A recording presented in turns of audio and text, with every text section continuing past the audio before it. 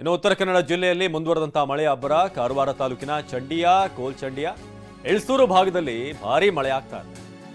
ಉತ್ತರ ಕನ್ನಡ ಉಡುಪಿ ಕಳೆದ ಒಂದು ವಾರದಿಂದ ಆಲ್ಮೋಸ್ಟ್ ನಿರಂತರವಾಗಿ ಮಳೆ ಆಗ್ತಿದೆ. ಕಾರವಾರ ತಾಲೂಕಿನ ಚಂಡಿಯ ಎಳ್ಸೂರು ಭಾಗದಲ್ಲಿ ಮನೆ, ರಸ್ತೆ, ಕೃಷಿ ಜಮೀನು ಎಲ್ಲಾ ಕಡೆ ಕೂಡ ನೀರೇನು. ಕೋಲ್ಚಂಡಿಯ ಗ್ರಾಮ ಸಂಪರ್ಕಿಸುವಂತ ರಸ್ತೆ ಕೂಡ ನೀರಿನಿಂದ ತುಂಬ ಹೋಗಿದೆ.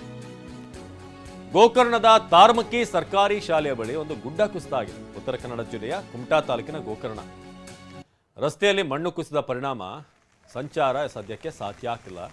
ಗೋಕರ್ಣ ಪೊಲೀಸ್ ಠಾಣಾ ವ್ಯಾಪ್ತಿಯಲ್ಲಿ ನಡೆದಿರುವಂತಹ ಘಟನೆ. ಉತ್ತರ ಕನ್ನಡ ಜಿಲ್ಲೆಯಲ್ಲಿ ಈಗ ನಿರಂತರವಾಗಿ ಮಳೆ ಆಗ್ತಿರುವಂತಹ ಕಾರಣ ಕಾರವಾರ ತಾಲೂಕಿನಲ್ಲಿ ತೊಂದರೆ ಆಗಿದೆ. ನಮ್ಮ ಪ್ರತಿನಿಧಿ ಸೂರಜ್ ಒಂದು ಪ್ರತ್ಯಕ್ಷ ವರದಿ ಕೊಟ್ಟಿದ್ದಾರೆ, ಬನ್ನಿ ನೋಡಿ. 4 ದಿನಗಳಿಂದ ಕೊಂಚು ಬಿಡುವು ಕೊಟ್ಟಿದ್ದ ವರುಣ ಮತ್ತೆ ತನ್ನ ಅಬ್ಬರವನ್ನು ಮುಂದುವರಿಸಿದ್ದಾನೆ.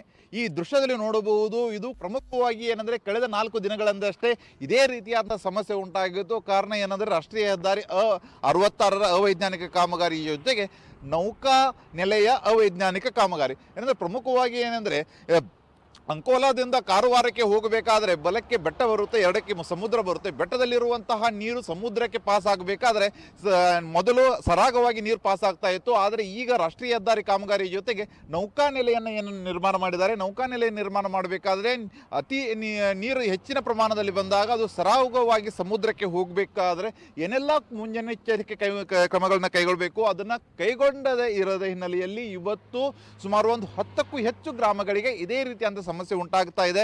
ಯಾಕೆಂದರೆ ಪ್ರಮುಖವಾಗಿ ಏನಂದರೆ ಕಳೆದ 12ರಿಂದ 14 ಗಂಟೆಗಳ ಕಾಲ ಸುರಿದ ಮಳೆಯಿಂದಾಗಿ ಈ ರೀತಿಯಾದಂಥ ಸಮಸ್ಯೆ ಉಂಟಾಗಿದೆ.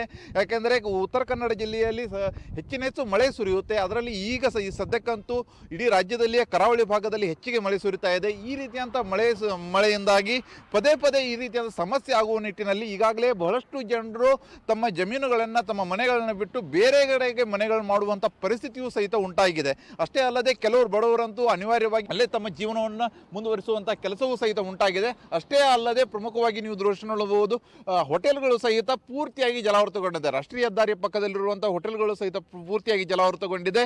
ಆ ಹಿನ್ನೆಲೆಯಲ್ಲಿ ಅಲ್ಲಿರುವಂಥ ಮಾಲೀಕರು ಸಹಿತ ಆತಂಕದಲ್ಲೇ ಕಾಲ ಕಳೆಯಬೇಕಾಗಿದೆ. ಅಷ್ಟೇ ಅಲ್ಲದೆ ನೀರು ಯಾವಾಗ ಕಡಿಮೆ ಆಗುತ್ತೆ ಅನ್ನುವುದನ್ನು ಸಹಿತ ನೋಡ್ಕೊಳ್ತಾ ಇದ್ದಾರೆ. ಅಷ್ಟೇ ಅಲ್ಲದೆ ಮಳೆಯೂ ಸಹಿತ, ಯಾಕಂದರೆ ಇನ್ನೂ 2ರಿಂದ 3 ದಿನಗಳ ಕಾಲ ರೆಡ್ ಅಲರ್ಟ್ ಅಂತ ಹವಾಮಾನ ಇಲಾಖೆ ಘೋಷಿಸಿರುವ ಹಿನ್ನೆಲೆಯಲ್ಲಿ ಇನ್ನೂ ಎಷ್ಟು ನೀರು ಬರಬಹುದು, ಮತ್ತು ಇನ್ನೂ ನೀರಿನ ಪ್ರಮಾಣ ಹೆಚ್ಚಿಗೆ ಆದರೆ ಯಾವೆಲ್ಲ ಸಮಸ್ಯೆ ಆಗಬಹುದು ಎಂಬ ಆತಂಕದಲ್ಲಿಯೇ ಜನ ದಿನ ಕಳೆಯುವಂಥ ಪರಿಸ್ಥಿತಿ ಉಂಟಾಗಿದೆ. ಕ್ಯಾಮರಾಮನ್ ಮಂಜುನಾಥ್ ಜೊತೆ ಸೂರಜ್ ಉತ್ತರೆ, TV9 ಕಾರವಾರ.